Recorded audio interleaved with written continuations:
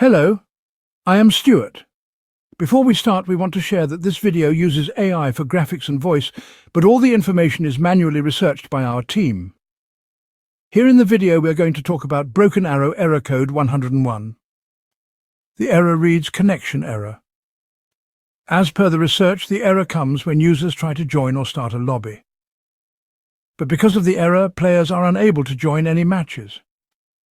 According to our research, this error may come because of some connection issues or problems with the game servers. Now let's talk about the troubleshooting steps you can try.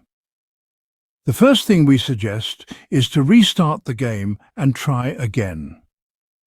Once the game is restarted, check if the error still comes.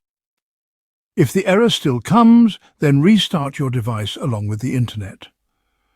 Once both are restarted, open the game and check if the error still comes. If the error still persists, then check if you need to update the game. If there is any pending update, then install it and check if this helps with the error. If the error still continues, try connecting your device over a different Wi-Fi or mobile hotspot and check if this resolves the error. At last, if the error still persists, then probably this is a server-side issue. In that case, wait for some time and try again. Thanks for watching. This is all we have for the error.